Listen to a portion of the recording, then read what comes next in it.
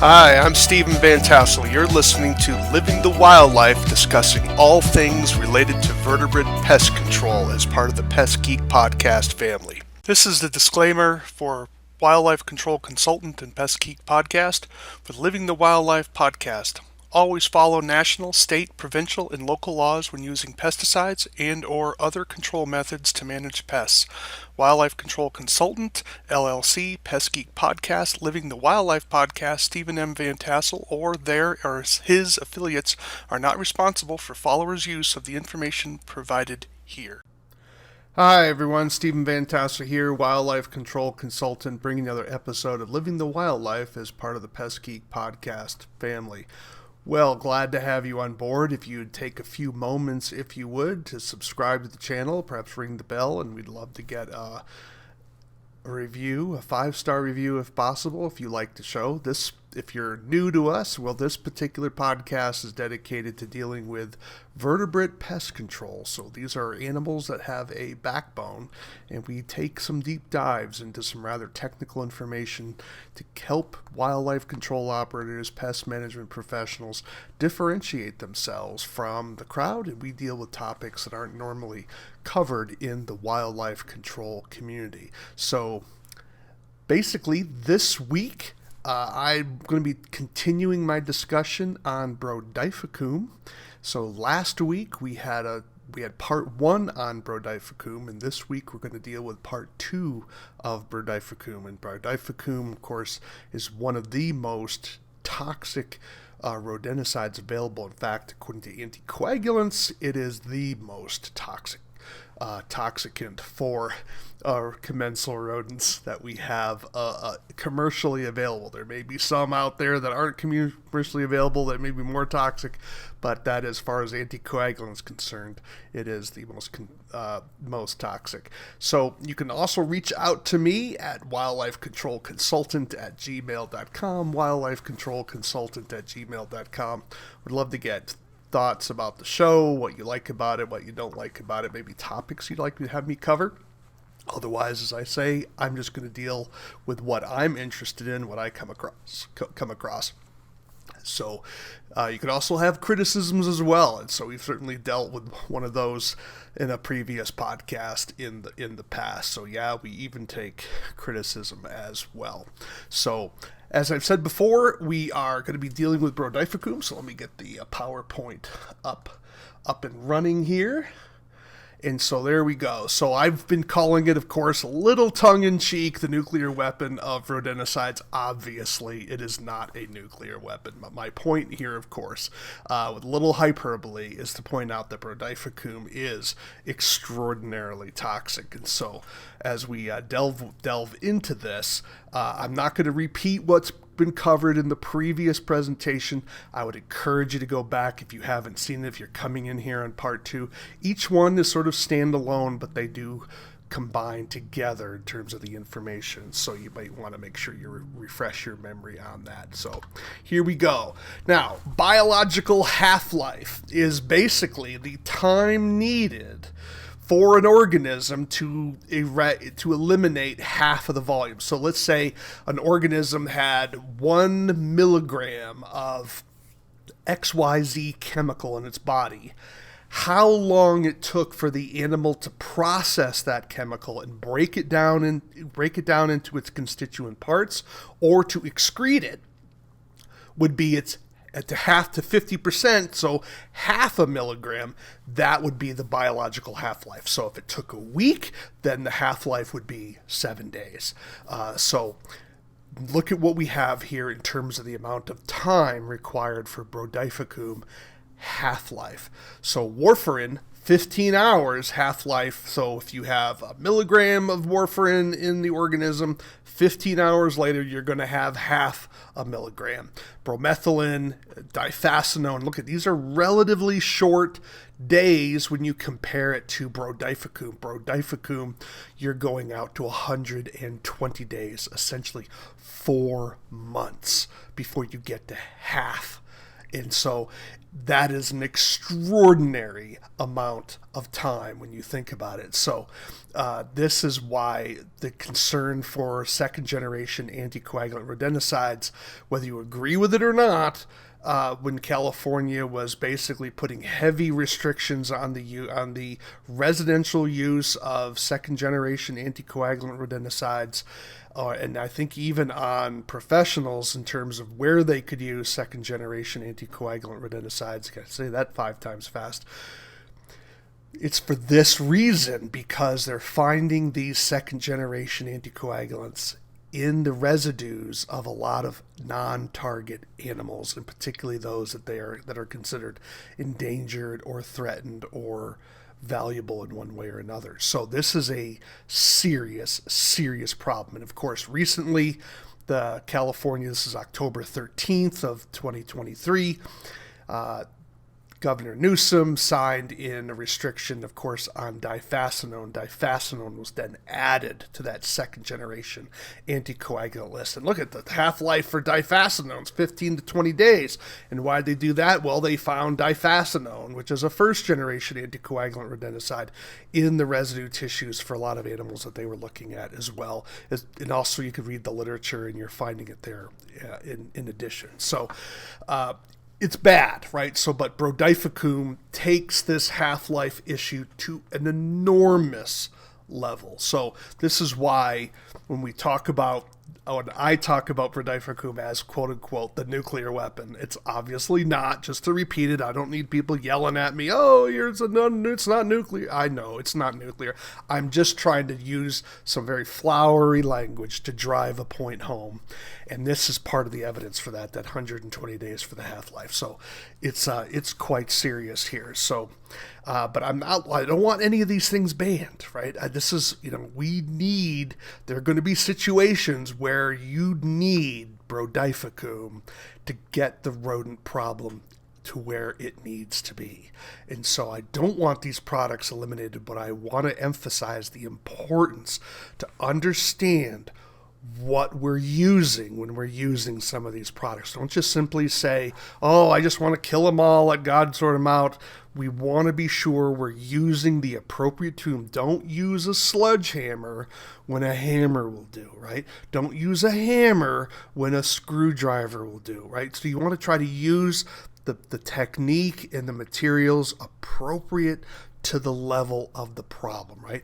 Don't use a grenade when a knife will do, right? So you want to be sure we're using proper proportion in terms of the problems that we need to solve for our clients, right? I don't want people to live with rodents, with commensal rodents. I don't want that. And so this is why we need Brodifacoum to be available. But we want to be careful and recognize that when we're pulling this out into our toolbox to put it into action, there are consequences for that if this goes out into some non-target animals, right? Or if another animal eats one of the animals that have been treated with Brodifacoum, right? This is some serious, serious stuff. So what we're finding, it's not me doing the research, I'm getting this information from the literature, is what they found is that metabolism has a less of effect on Brodifacoum than excretion does. So it's not being metabolized by the liver, it's being actually excreted out into the feces. So, which is interesting because other rodenticides are metabolized, like warfarin. The organism, like the mouse, is breaking that product down in the metabolic system. Now, there's going to be probably some excretion with that as well, but when it comes to Brodifacoum, there's something about that chemical that's hard for the animal's body to break down. It has to sort of eliminate it rather than break it down. So this is a interesting thing. What are the effects? Now, if you have a rodent, for example, that's excreting out the Brodifacoum into its feces, what are the secondary risks for that? I haven't seen anything in the literature that suggested that the droppings of rodents treated with Brodifacoum could be a secondary poisoning risk. Normally we think of it as the predator eating the carcass of the dead mouse, not thinking about the droppings. But what about insects that may be eating the droppings? Could there be some transfer over into the insect, and then an insect is then eaten by something else? Could that be an issue? You can see where these challenges or where these questions can go to, right? We don't know what we don't know, and I certainly don't know on that particular question. But I just was figuring I'd ask that particular question and throw that out there for something to think about. But again, I don't want Brodifacoum banned, right? I don't want it eliminated. I don't want the EPA to eliminate this product from our availability because it's important. But nevertheless, we have to realize it's a serious product. Take it seriously. It is important. Field studies with Brodifacoum found that it had high success rates, which make perfect sense, right? If it's the most toxic product, anticoagulant that we have, well, don't be shocked when it works, right? I mean, so 95 to 100% levels of control in areas where stored crops and livestock areas, those are some of the two most difficult places to control rodents. Why is that? Well, because there's so much food available. Just shows you that if a mouse or a rat is consuming this stuff, it's essentially a walking dead animal, right? Because obviously it takes a few days to take effect to kill the animal. So this is why we don't want Brodifacoum eliminated. It is a necessary product when you have a large amount of competing food sources that the client cannot clean up, right? Not all problems with food are due to poor sanitation. Sometimes it's an issue of the dynamics, like cows are sloppy eaters, right? So you're not going to get a producer being able to quote unquote sweep up after every cow meal, right? It's just simply not practical. But this is where we would want to use a Brodifacoum situation if we have to get that rodent population down, because we have so much competing food sources, we may need to use it, but there are risks, right? So always make sure you're following the label and realize if you're dealing with a hoarder or something, or someone in a house where there's just food all over the place and the client's not being cooperative with you, Brodifacoum may be the only thing. You may have to start with Brodifacoum because you're not going to get the person to reduce the food availability. Again, this is the challenge that you're going to face with. What happens after a single dose, right, of Brodifacoum? So what they found is what happens when a rat, for example, starts being exposed to Brodifacoum. What are the symptoms? And so here are some things that you may find if you're seeing a rat that has been sick. A brown rat, of course, for those of you who don't know, is a Norway rat, right? So there's a movement away from calling them Norways, and so the movement's calling them brown rat, right? So brown rat poisoning symptoms when they're affected by Brodifacoum is increased crouching, increased lying down, increased curl position, and increased paralysis. And death is often within 7 days of exposure. This particular rat was fed one waxed block. Okay, that's all it took. Didn't have to eat a whole lot, although I think that is a fair amount. That's what it took. And so they were monitoring and began, and when do those symptoms occur? Day 4, right? Because there's a delay effect with how quickly Brodifacoum begins to take effect on the rodent. So what are the effects on house mice? Now, some of this information I have already discussed in a previous podcast, discussing a particular article that was done by Frankova in 2017, where he pointed out that Brodifacoum seems to have a dietary suppressive effect. In other words, when house mice are eating Brodifacoum, after a couple of days, they just seem to stop eating the same amount. So that's actually good news, because what it does is it reduces some of the impact of secondary poisoning, because rather than getting 4 doses, maybe the rodent's only going to get 2 or 3.5, right? So that's important for reducing secondary poisoning. But look at how long they're living. When a mouse is getting it, the males are living 14 days, females are living 9 days. So we need to be patient with our use of Brodifacoum here. Here's an example of that Frankova article, their effect on feeding behavior. Notice the eating of the animal, it drops precipitously starting on day 4, right? And then it really drops off a cliff after that. And so why does this matter? And so if they're consuming so much less food, maybe there's less risk of being overdosed, and that lowers, not eliminates, lowers that risk of secondary poisoning. You can hear the whole presentation in that other podcast. Just do a search on Brodifacoum or Francova. So how about Brodifacoum and skin absorption? And so you're like, well, what kind of skin absorption? Well, actually, they would do these types of studies, and they take a rat and they would expose it through its skin to find out how much does it take to kill a rat through its skin, right? And so what this means is this is why it's important for us to be wearing our gloves, right? That's why the label will tell us to wear gloves when you're handling this product, right? So because if it's affecting a rat, if it can be absorbed through the skin of a rat, could it be absorbed through the skin of us, right? Well, we're going to use the rat as a proxy for us, for example, right? So wear your PPE. Notice it only takes 3.2 milligrams per kilogram to kill a rat. Or another study found 7.5 milligrams per kilogram. So you can see the studies can vary depending on how they were performed. And there's always variation in study. There's one philosophical concept that says no two scientific experiments are ever identical. Okay, so take that knowledge with you. So how much does it take to kill a rat by inhaling Brodifacoum? What's the LD50 for that? Well, turns out when they aerosolize the product, it's 3.0 milligrams per kilogram. There you go. Who knew? So don't snort your Brodifacoum, right? So these are, again, dangerous products, important products, but the analogy I often use when I give training events is simply this. Toxicants are like guns. They're great when they're used appropriately. Like with a gun, when a gun is pointed in the right direction and used responsibly, that's a good thing. When it's pointed in a bad direction, bad things happen. Well, the same thing when it comes to rodenticides. When they're used appropriately, they are a critical tool in managing commensal rodents. When they're not used carefully, bad things can happen, right? So we want to make sure we're careful with this.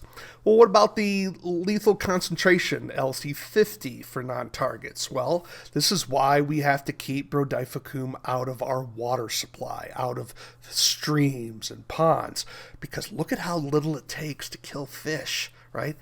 0.04 milligrams per liter. Think about that. Not even a gallon, right? A liter. That's like a little more than a quart. Less than 1/1,000,000th of a liter. So it's 4 cents out of a dollar, basically, where there's $1 million. So 4 pennies out of $1 million is needed to put in 1 liter of water to kill fish. That shows you how toxic this particular product is, even to fish. So don't let it get into water sources. How about soil? How long does Brodifacoum last in soil? And this could be a concern. It's not really so much of a concern for us today because we don't broadcast Brodifacoum, right? It's not like we're using it in an agricultural situation where we're going to go out and kill ground squirrels with it and do a broadcast baiting or something. But if we did, how long would the Brodifacoum last in the soil? Well, they found that at that 50% mark, right?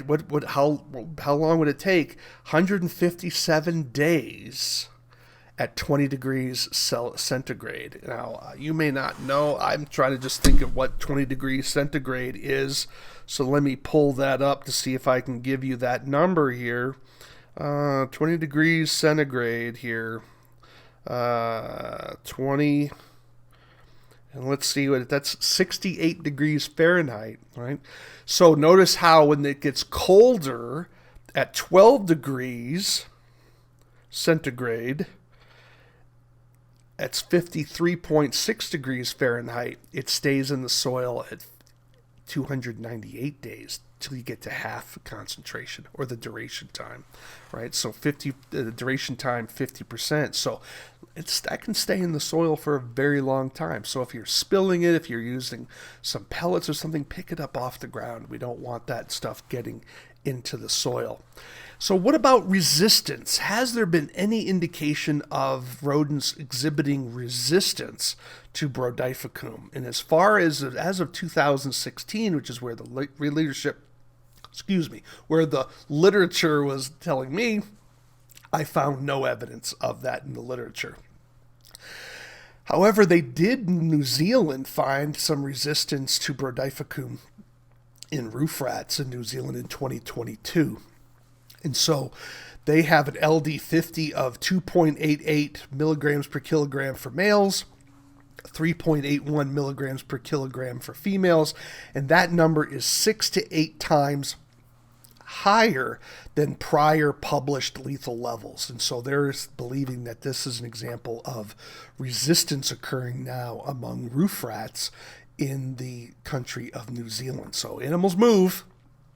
So it can happen here, and we need to be sure that we're using Brodifacoum and our rodenticides appropriately so that we don't get the resistance. So we're swapping things out, that we're using IPM practices, we're using traps, we are doing other things. But again, resistance doesn't mean they're immune, right? It just means it takes a lot more to kill a roof rat in New Zealand than it did prior with these particular resistant roof rats.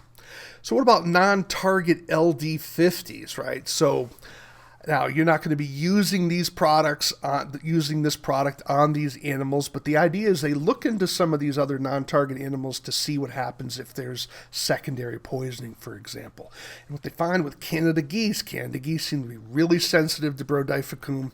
Less than 1 milligram is enough to kill your Canada geese. So 1 milligram per kilogram. So Canada geese can, they can weigh probably 10, 15 pounds. So that'd be like 5 kilograms. So 5 times 0.75, you're getting out to about 3 to 4 milligrams per kilogram to kill a Canada geese, right?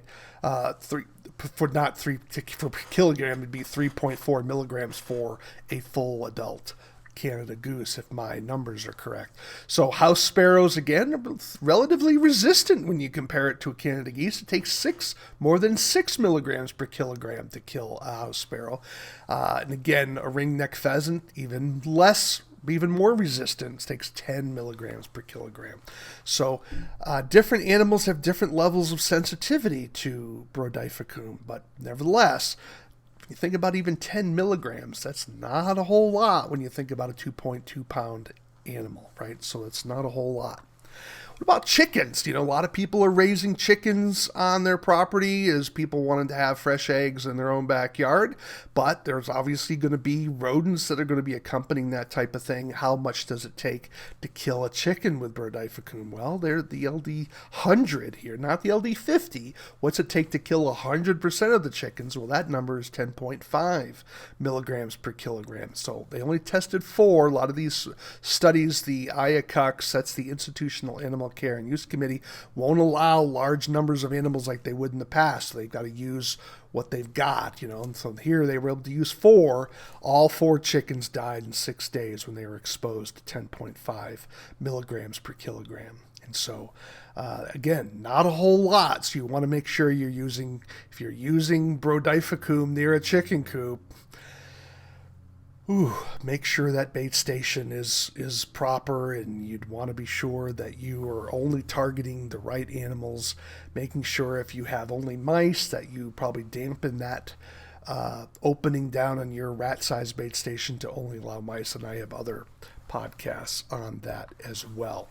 So what about secondary poisoning with barn owls? Well, barn owls will feed poisoned rats for 6 to 10 days.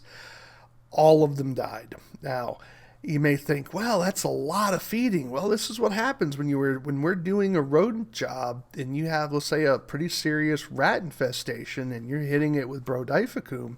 There's going to be owls around, right? This is something we often forget about, and that is there are around. Even if we don't see them, they're nocturnal primarily. They're quiet when they're flying.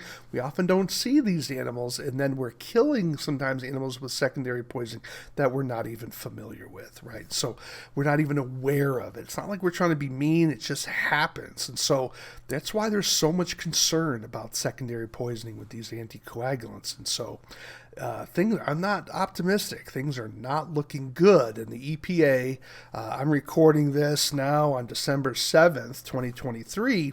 EPA has just come out with another report about endangered and threatened animals with some of our anticoagulants, and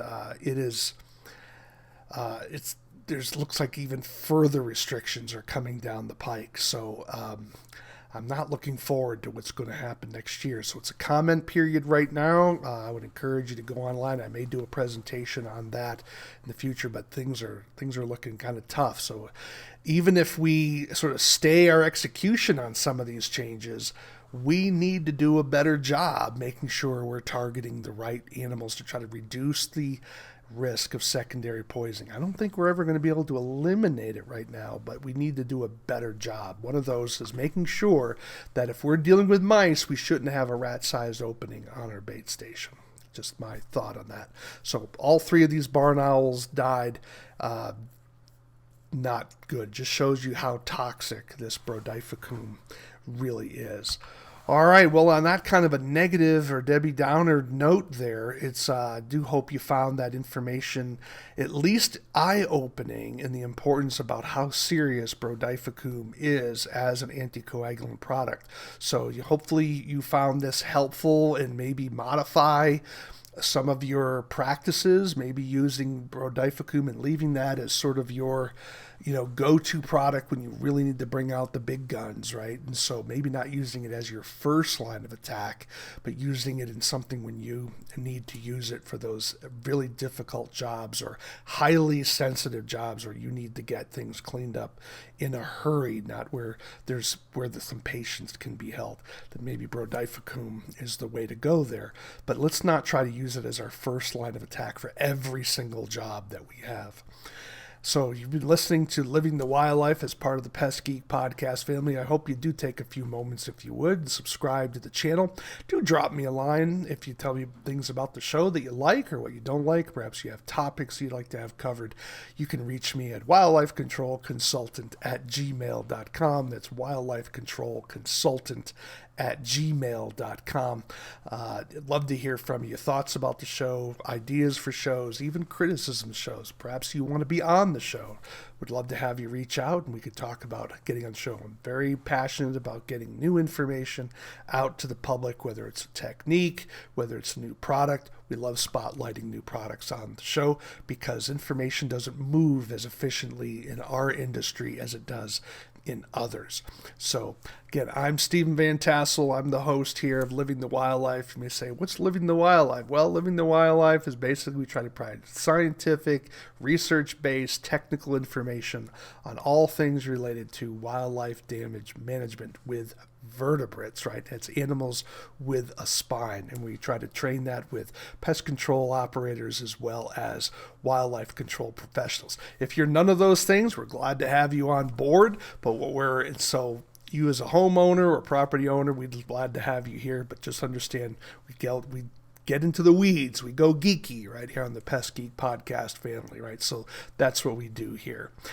We do have publications available on my website to learn more. If you're looking for some fundamental information on wildlife control, you can definitely get the publications there. But our podcast, we go much deeper rather than the foundational stuff. And occasionally I'll touch on some of the foundational stuff too. We have some baiting shows as well and talk about some things about to enhance your use of baits for traps and also rodenticides as well and some other topics. So, all right, well, that's enough for today. We're getting into the holiday season. I do hope you take some time with your family and to relax and reflect. And don't forget, we need to prepare for the new year because it's going to be here sooner than you know.